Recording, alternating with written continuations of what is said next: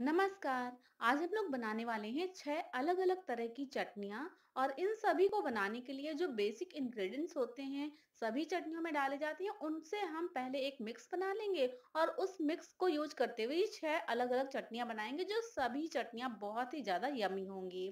तो चलिए recipe start करते हैं। पर यहाँ मैं आपको बता दूँ वीक में 7 डेज़ होते हैं, मैं यहाँ 6 चटनियाँ शेयर कर रही हूँ, 7वीं चटनी आपको बतानी है। तो चलिए रेसिपी स्टार्ट करते हैं। रेसिपी पसंद आए तो इसे लाइक और शेयर कीजिए। साथ ही मेरे चैनल पे नए हैं तो इसे सब्सक्राइब जरूर कीजिए। चटनी बेस फॉर ऑल 6 चटनीज। तो 6 तरह की चटनियों का बेस बनाने के लिए हमने यहाँ पे ले ली है अदरक। तो ये काफी बड़ा टुकड़ा था अदरक का, मतलब 70-80 ग्राम का टुकड़ा था, जिसे छोटे छोटे टुकड़ों में छील करके धो करके काट लिया है। और यहाँ पे लहसुन हमने जो दो पूरे होते हैं ना बंडल लहसुन के, वो पूरा छील करके हमने लिया हुआ है। और 2 बड़े चम्मच नमक लिया है। तो अगर आप ये कंसंट्रेट बना के रखना चाहते हैं, क्योंकि इसे स्टोर कर सकते हैं 2 महीने तक फ्रीज़र में रख कर के, तो हम यहाँ 2 चम्मच डाल रहे हैं। पर अगर आप इसी की चटनी बना रहे हैं लेमन जूस डाल कर के, तो नमक कम कर दीजिए। और काफ़ी सारी हमने यहाँ पे हरी मिर्च ली हैं। सभी चीज़ों को मिक्सर जार में डाला है, तो अगर आप इसका कंसंट्रेट बना के रख रहे हैं, तो यहाँ पे 2 चम्मच ऑयल डाल दीजिए, पानी मत डालिए और इसे बना कर के 2 महीने तक आप फ्रीज़र में स्टोर करिए, जब ज़रूरत हो यूज़ करिए। पर यहाँ पूरी चटनी अभी खत्म होने वाली है सभी चटनियों में डाल करके, इसलिए मैं थोड़ा-सा इसमें पानी ऐड करूँगी और इसका बिल्कुल स्मूथ सा पेस्ट बना के तैयार करूँगी।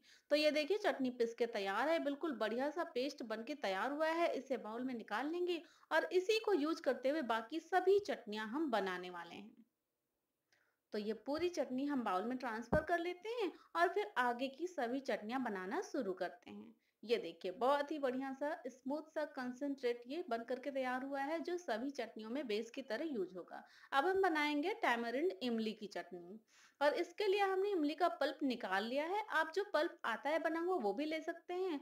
तो वैसे आप चाहें तो इमली भिगा करके रखिए, मसल करके उसका पानी निकाल लीजिए और इसके साथ में काफी सारे पुदीना के पत्ते, 1 छोटा चम्मच चीनी, थोड़ी-सी लाल मिर्च पाउडर, थोड़ा-सा गरम मसाला और ये धनिया जीरा भून करके हमने रखा है, 2 चम्मच जीरा और 1 चम्मच धनिया, और उन दोनों को भून करके हमने पीस लिया है। उसका मिक्स हमने 1 चम्मच लिया है।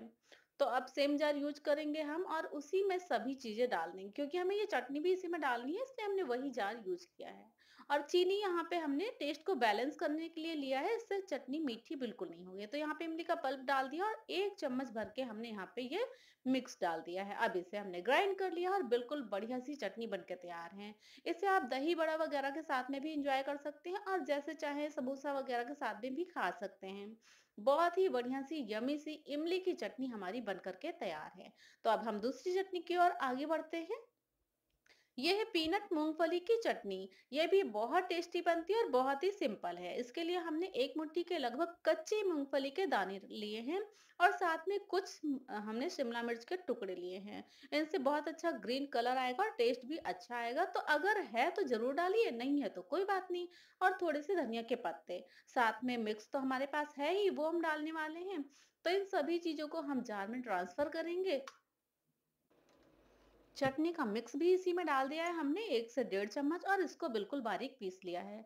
ये चटनी भी बहुत बढ़िया सी पिस के तैयार है और इसका कलर टेक्सचर बहुत आया है, ये बहुत ज़्यादा यम्मी होती है और ये देखिए फटाफट बन के तैयार हुई है। थोड़ा-सा पानी भी इसमें डालना पड़ता है पीसने के लिए। अब हम बना लेते हैं दही वाली चटनी। ये भी बहुत यम्मी होती है। तो यहाँ पे इसके लिए हमने 1 बाउल दही ले लिया है। बहुत ज़्यादा पतला दही नहीं होना चाहिए। 1 कटोरी हमने घर का जमा हुआ कम खट्टा दही ले लिया है और उसी के साथ में हमने काफ़ी सारा धनिया पत्ता लिया है और वही जीरा और धनिया का भुना हुआ पाउडर हमने 1 छोटा चम्मच ले लिया है। तो इसको हम डाल देंगे, इससे बहुत बढ़िया टेस्ट आता है। वैसे भी भुना जीरा तो हम डालते ही हैं दही में, तो इन सभी चीज़ों के साथ में हम इसमें वो चटनी का मिक्स डालेंगे और इसे ग्राइंड कर लेंगे। पानी बिल्कुल नहीं डालना है, क्योंकि दही में थोड़ा पानी रहता है। और कितनी स्मूथ चटनी बन के तैयार हुई है, ये बहुत ही टेस्टी होती है। ये भी आप दही बड़ा के लिए यूज़ कर सकते हैं या और किसी भी चीज़ के साथ में इसे एन्जॉय कर सकते हैं। पूरी, पराठा, पकौड़े किसी भी चीज़ के साथ में ये बहुत यम्मी लगती है। तो बढ़ते हैं अगली चटनी की तरफ, ये है तिल की चटनी। ये भी बहुत ज़्यादा टेस्टी होते हैं। तो यहाँ पे हमने 3 चम्मच भर के तिल लिया है। सफ़ेद तिल को अच्छे से भून लिया है, मीडियम टू लो फ्लेम पे बिल्कुल गोल्डन ब्राउन होने तक भूनना है। उसके बाद इसे हमने यहाँ पे चटनी बनाने के लिए साथ में थोड़ी-सी धनिया पत्ती और लिया है। नींबू छोटा है तो पूरा भी ले सकते हैं। तो यहाँ हम पूरा तेल डाल देंगे जार में, धनिया पत्ता डालेंगे, नींबू को पूरा निचोड़ देंगे इसमें, ज़रूरत होगी तो थोड़ा-सा पानी डालेंगे और वो चटनी डाल दी कंसंट्रेट वाली।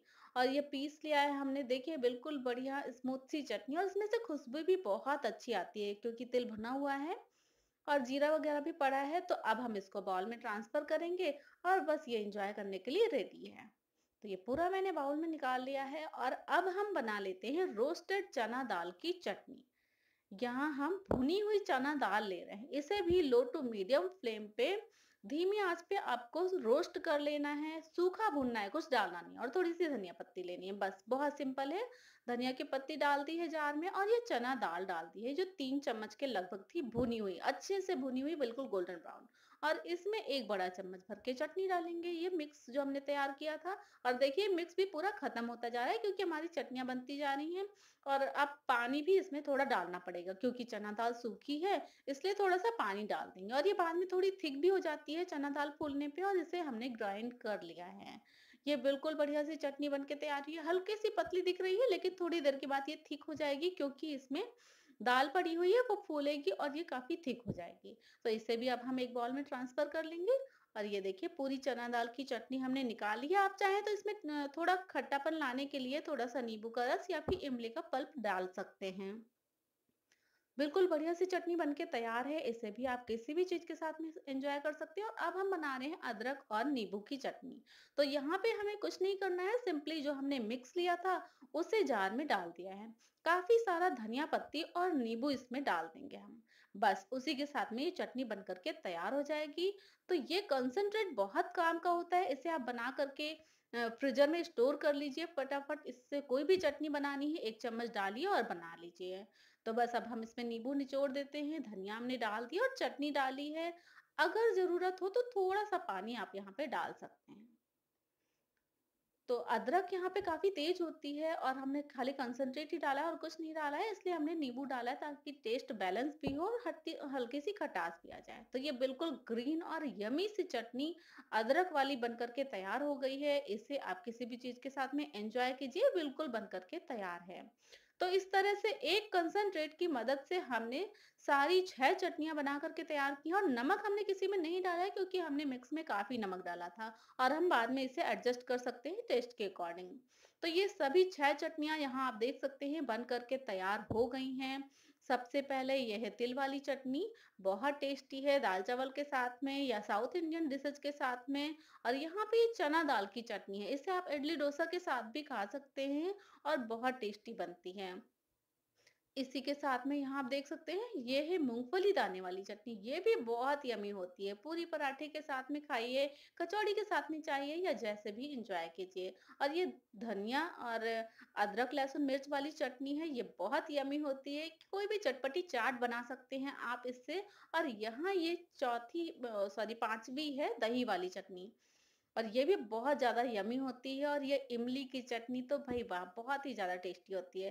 तो ये सभी चटनियाँ अलग हैं टेस्ट में और बहुत ही ज़्यादा यम्मी हैं। और 7वीं चटनी आपको बतानी है कि कौन-सी बन सकती है, उसे बताना आप बिल्कुल मत भूलिएगा। क्योंकि वीक में 7 डेज़ होते हैं ना, मैंने तो 6 ही बनाई है। और अब ये चटनियाँ अगर एक साथ बनाई हैं, तो इन्हें स्टोर कैसे करें? क्योंकि सब एक दिन में तो कंज़्यूम करेंगे नहीं। तो यहाँ देखिए मैंने एक काँच का बाउल ले लिया है। ये एयर टाइट कंटेनर लिए हुए हैं मैंने। तो आपको कोई भी कांच का या फिर प्लास्टिक का फूड ग्रेड कंटेनर लेना है जो एयर टाइट हो। उसका ढक्कन अच्छे से बंद करिए और इसे फ्रीजर में स्टोर करिए। आप 10 से 15 दिन तक के लिए ये चटनियाँ स्टोर कर सकते हैं। जब ज़रूरत हो तो इसे थोड़ा पहले निकाल कर के रख लीजिए और एन्जॉय कीजिए। तो यहाँ पे जो भी चटनियाँ आप स्टोर करना चाहते हैं, उन्हें एयर टाइट कंटेनर में करके फ्रीजर में रख दीजिए। और काँच के बाउल में अगर स्टोर कर रहे हैं तो इन्हें थोड़ा खाली रखिएगा, पूरा भर के नहीं रखना होता है फ्रीज़र में। और बाकी जो चटनियाँ खानी है उन्हें बाहर रखिए और एन्जॉय कीजिए। तो ये सभी चटनियाँ बहुत टेस्टी हैं, इन्हें बनाइए, खाइए और अपने कमेंट मेरे साथ शेयर कीजिए कि आपको ये चटनियाँ कैसी लगी और 7वीं चटनी कौन-सी बन सकती है वो भी मुझे ज़रूर बताइए। मिलते हैं एक नई रेसिपी के साथ में, till then bye bye, have a नाइ